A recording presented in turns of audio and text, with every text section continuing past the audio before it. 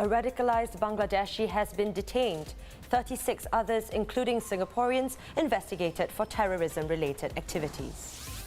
For those looking forward to the annual Chinese New Year Bazaar in Chinatown, I'm afraid you'll be disappointed. And making all the right moves, the Queen's Gambit sets a new viewing record.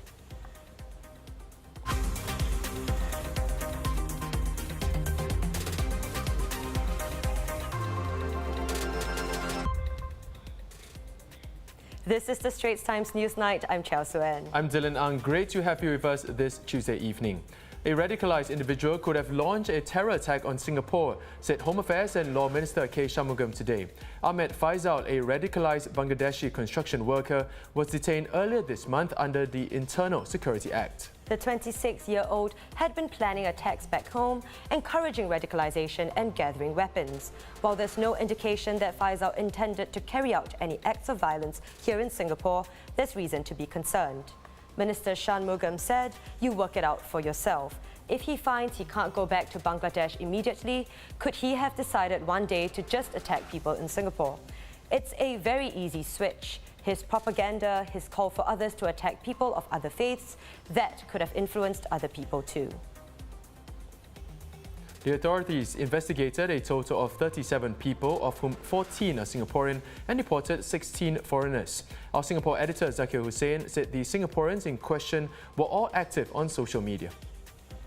Radicalization, I think, could affect anyone, and I think the age profile of the 14 Singaporeans who were investigated, 10 men, 4 women, their ages range between 19 and 62. Many of them had just made social media postings that incited violence or had the potential of stoking communal unrest. And some of them had even made comments that were derogatory towards Muslims, right? The home team has been on heightened security alert since early September in the wake of terrorist attacks overseas. Moving on, want to be a part of Singapore's hottest industry worth $40 billion.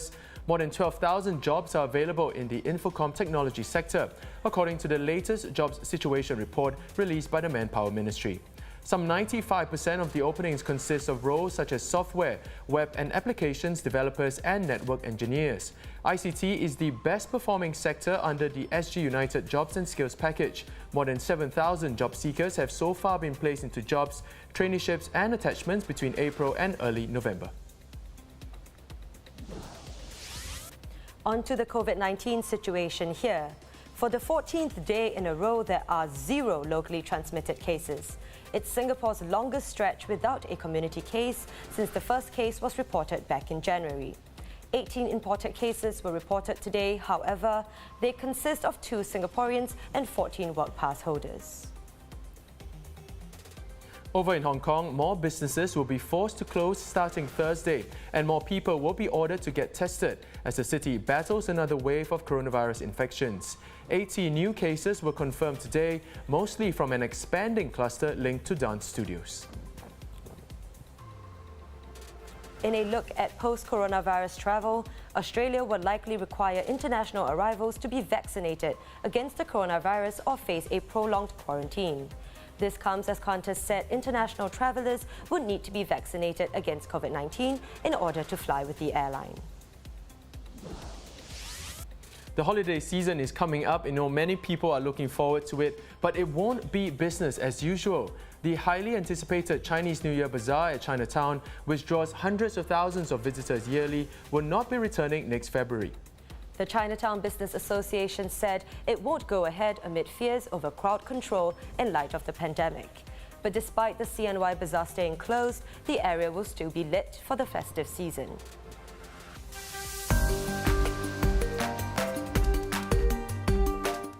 Let's take a look at stories trending on social media today. Some hawkers who wish to retire soon can now pass on their stalls to non-relatives under a new scheme.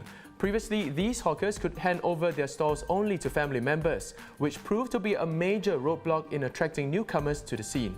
Set to be piloted early next year, the National Environment Agency said together with an independent panel, it will match retiring hawkers with new entrants so that their recipes and culinary skills can be passed on.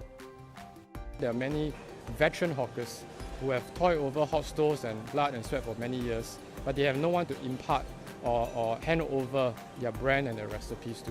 So we felt that this was something that it's notable, and we all, as Singaporeans, we all love good food. And it would be such a waste if some of these recipes or good food disappears from our hawker scene.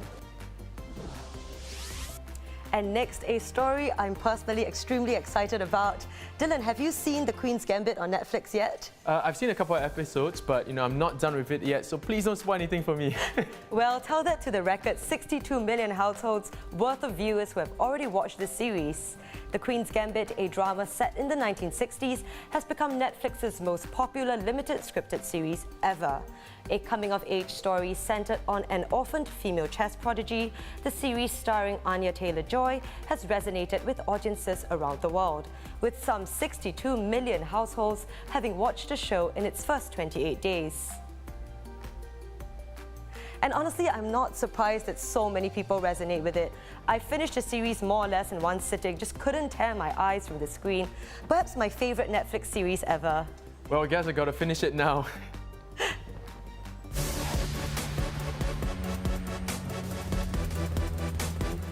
Now, before we go, have a look at this.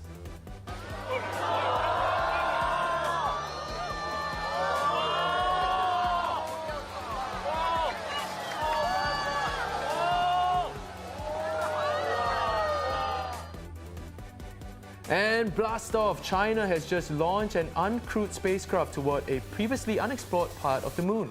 All in a bid to bring back material that could help scientists better understand the moon as well as the solar system. If successful, the Chang'e 5, named after the Chinese moon goddess, will become the first space operation in more than 40 years to return lunar samples to Earth. Now, often order food online, this might catch your eye. Outdoor food delivery robots have appeared in Nanyang Technological University. Developed by a group of NTU students under their startup named Whiz, the droids deliver food to hungry students across school for free. They have a little human help, of course. The food is loaded into the robot by a Whiz crew member, then piloted by a remote operator. Whiz says over 400 orders have been delivered since the beta testing phase began in July, and that it's proven to be a safer method of delivery during the COVID-19 period. Very impressive, we think. And that wraps up the Straits Times Newsnight. Do visit straitstimes.com to see more news and videos. You can also subscribe to our YouTube channel by hitting the button below. Have a great evening. We'll see you tomorrow.